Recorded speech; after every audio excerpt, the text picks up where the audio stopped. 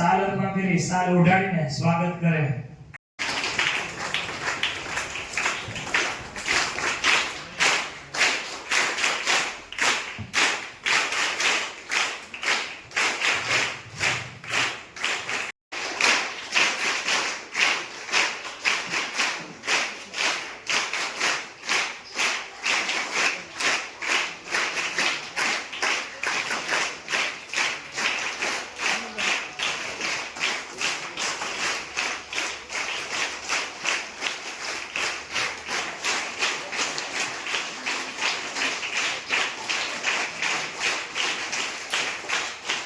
મારું નામ ઝાપડિયા ખુશી લાલજીભાઈ છે. હું ધોરણ 8 ની વિદ્યાર્થીની છું.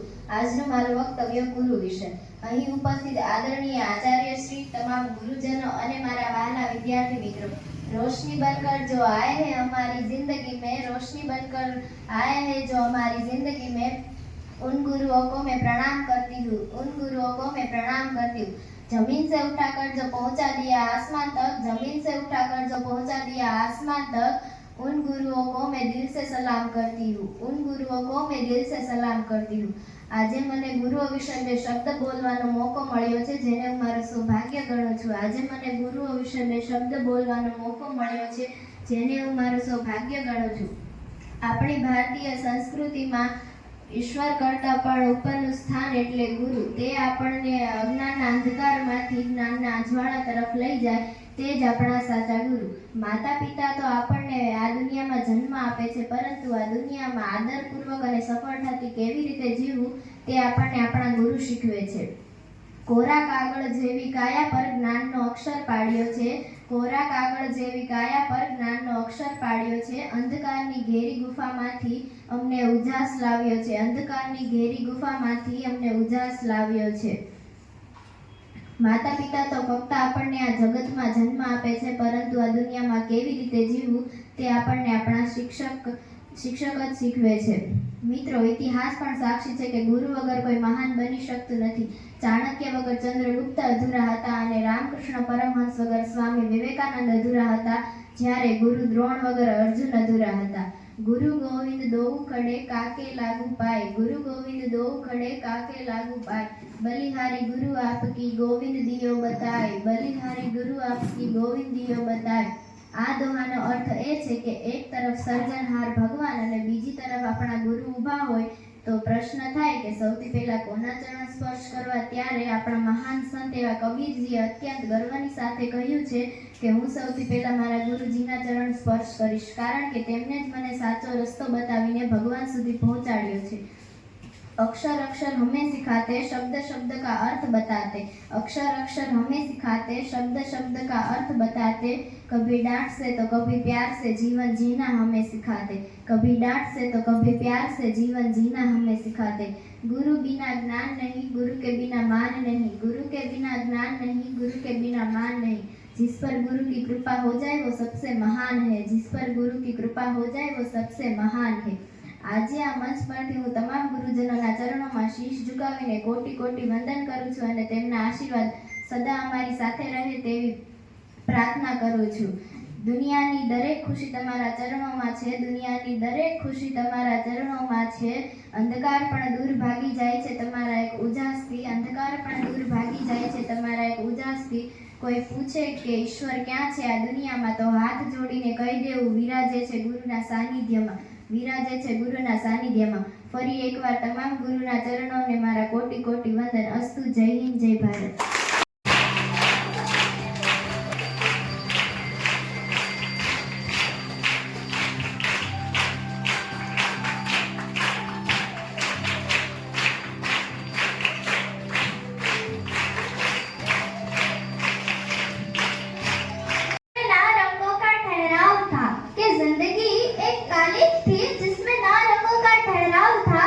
जिंदगी तो उजागर तब हुई जब उसमें गुरु नाम का भी एक भाव था, जिंदगी तो उजागर तब हुई जब उसमें गुरु नाम का भी एक भाव था. जिंदगी गिरवी रखकर भी जिसका हम कभी न चुका पाएंगे कर्जा, केवल माता पिता ही नहीं उस भगवान बराबर है मेरे सभी गुरुओं का दर्जा, केवल माता पिता ही नहीं उस भगवान बराबर है मेरे सभी गुरुओं का दर्जा. મારું નામ ગાગરેટિયા સુષ્મા અશ્વિનભાઈ છે. હું ધોરણ 8 માં અભ્યાસ કરું છું. અહીંયા ઉપસ્થિત ગુરુજનો, આચાર્યશ્રી અને મારા મિત્રોને મારા નમસ્કાર. આજે હું તમને ગુરુ પૂર્ણિમા વિશે 2 શબ્દ કહીશ, તો તમે ધ્યાનથી સાંભળો એવી મારી નમ્ર વિનંતી.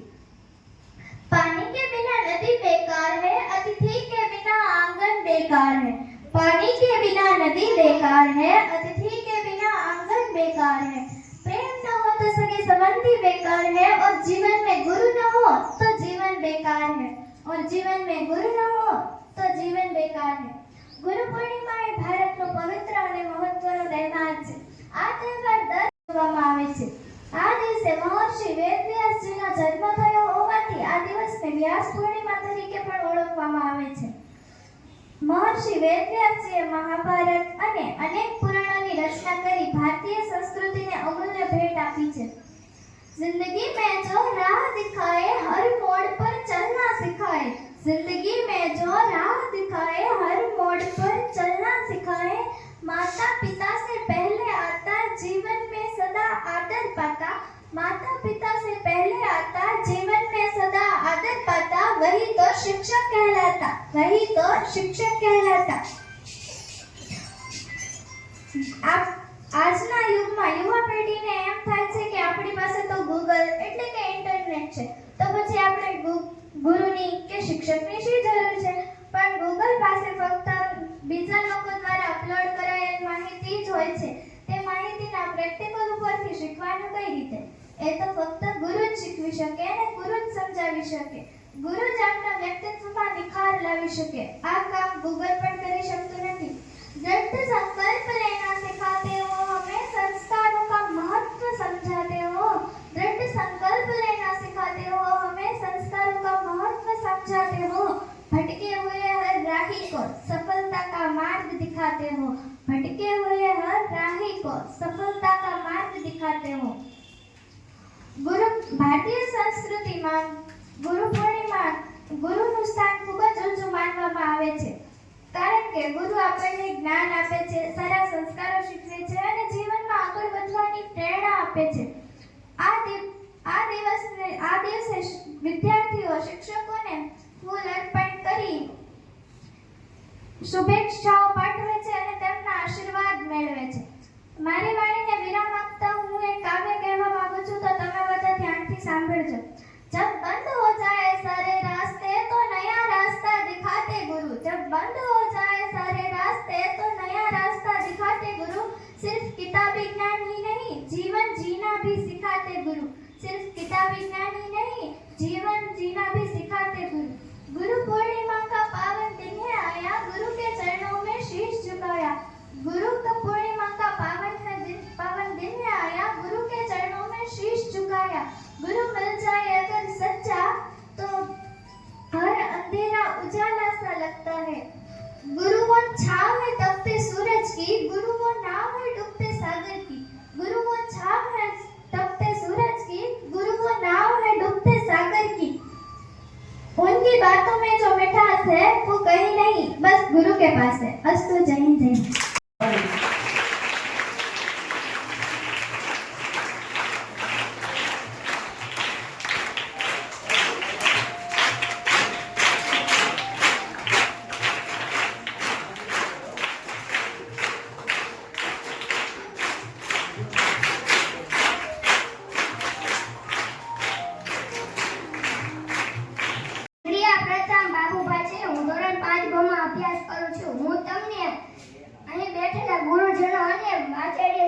શિક્ષક અને મારા વાલા ભાઈ બહેનો મિત્રો, હું તમને ગુરુ પૂર્ણિમા વિશે 2 શબ્દ કહીશ, તો તમે ધ્યાનથી સાંભળજો એવી મારી નમ્ર વિનંતી છે.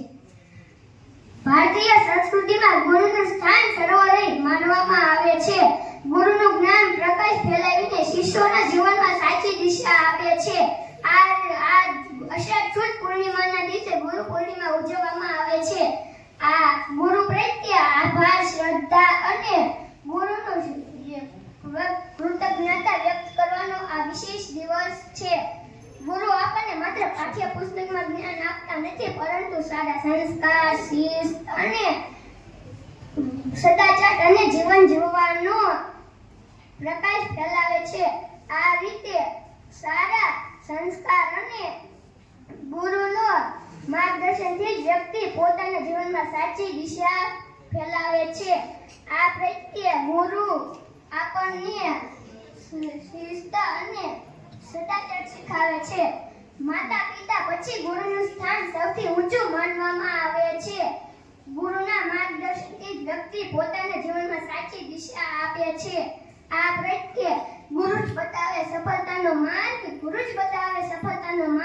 તેમના ચરણોમાં સત વંદન આજે અને સદા. આ દિવસે વિદ્યાર્થીઓ અને પોતાના શિક્ષકો અને ગુરુજનો ને પુષ્પ આપીને અર્પણ કરીને પોતાના આશીર્વાદ મેળવે છે. આ ઘણી શાળાઓ, કોલેજો અને ધાર્મિક સંસ્થાઓ અને સાંસ્કૃતિક કાર્યક્રમો, પ્રવચનો અને ગુરુ વંદનાના કાર્યક્રમો યોજવામાં આવે છે. ઘણા લોકો પોતાના ગુરુ વિશે પ્રયત્ન કરે છે.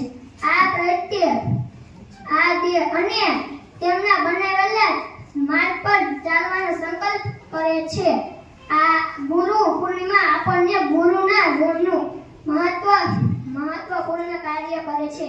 ગુરુના સમાજમાં થતા કાર્યક્રમો કરે છે અને તેમના બનાવેલા ઉપદેશોના જીવનમાં ઉતારવા જોઈએ. અસ્તુ. જય હિન્દ, જય ભારત.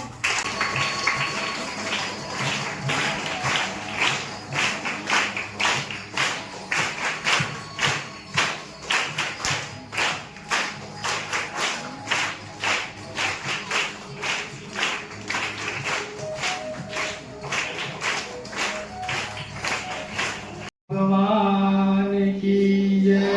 રામદેવજી મહારાજની જય.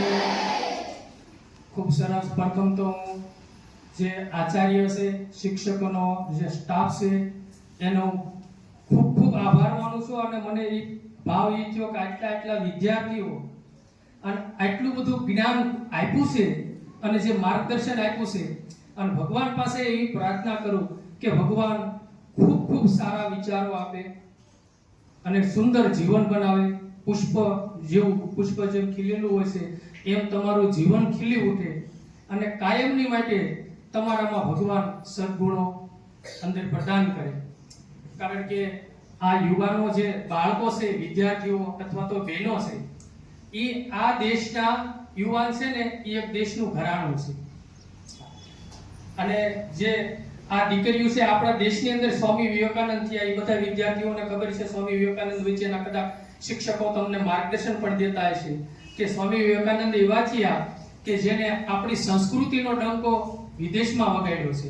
પછી આપણા દેશની અંદર ઝાંસીની રાણી બાઈ લક્ષ્મી એવી થઈ કે જેને આપણા ધર્મનું રક્ષણ કર્યું અને એવો ધર્મનો વાવટો એને પ્રગટાવી રાખ્યો છે. એટલે હંમેશની માટે જેટલા થાય એટલા પવિત્ર વિચાર આવે એવા શાસ્ત્રોનું વાંચન કરવું અને જે આપણા જીવનની અંદર ગુણો આવે એવા વાંચન કરવું. કારણ કે આપણા ગુરુ જે છે, પ્રથમ આપણા વિદ્યાગુરુ જે છે એને સવારમાં સ્કૂલે આવી ત્યારે પગે લાગવું, પછી સ્કૂલેથી જાવ ત્યારે પણ પગે લાગવું, માતા પિતાને પગે લાગવું, પછી આપણા વડીલો હોય તેને પગે લાગવું. કાયમની માટે જીવનની અંદર સારું જીવન કેળવાય રહે. અને ગુરુ એક છે ને, એ આપણા જીવનની અંદર ચંદ વિચારો, આપણે દીકરીએ વક્તવ્ય કર્યું કે માતા પિતા છે આપણને જન્મ આપીને ગ્રસ્તી આશ્રમમાં કેવી રીતે રહેવું એ જીવન શીખવે છે. પણ ગુરુ એક એવા છે કે આપણા અંદર જે સદગુણોનું જે અંદર પ્રાગટ્ય કરે છે એ વસ્તુ હા અલગ છે, સુંદર બને છે. અને મેં આવ્યા ત્યારે ભાઈઓ અને બહેનો બધા તમે ધ્યાન યોગમાં બેઠા હતા, એટલે ધ્યાન ધરતા ભગવાનનું. અને હું એમ કહું છું કે તમે કાયમ કરજો. જેટલું તમે ધ્યાન યોગ કરશો ને એટલી તમારી યાદશક્તિ વધશે અને ભગવાન તમને કાયમની માટે ધ્યાન યોગમાં રાખે. પછી ધ્યાન યોગ કરવાથી યાદશક્તિ વધે છે, પછી ધ્યાન યોગ કરવાથી સદવિચારોનું પણ પ્રાગટ્ય થાય છે. અને આપણા જીવનની અંદર ક્રોધ વધારે હોય છે ને, તો જેટલું ધ્યાન યોગ કરો છો ને, જેથી કરી અને આપણા ક્રોધનો લય થાય છે. એટલે સવારમાં તમે જાગો એટલે નાય ધોઈ કમ્પ્લીટ કદાચ થાય તો 10 મિનિટ 15 મિનિટ કે અડધો કલાક જેટલું થાય ને એટલું ધ્યાનમાં લેવું. સાંજે આરતી સમયે હાથ પગ ધોઈ, રમત ગમત પૂરી કરીને આવીને હાથ પગ ધોઈ અને કાયમની માટે જેટલું થાય એટલું 10 મિનિટ થાય તો 10 મિનિટ, 20 મિનિટ થાય તો 20 મિનિટ ધ્યાનમાં બેસવું, ભગવાનને દીવાબત્તી કરવી. કારણ કે આપણું દેખરેખ રાખવાવાળા આપણા ભગવાન છે અને કાયમની માટે સદગુણો પૂરવાવાળા આપણા સદગુરુ ભગવાન છે. એટલે હંમેશની માટે એને ધ્યાન કરવું.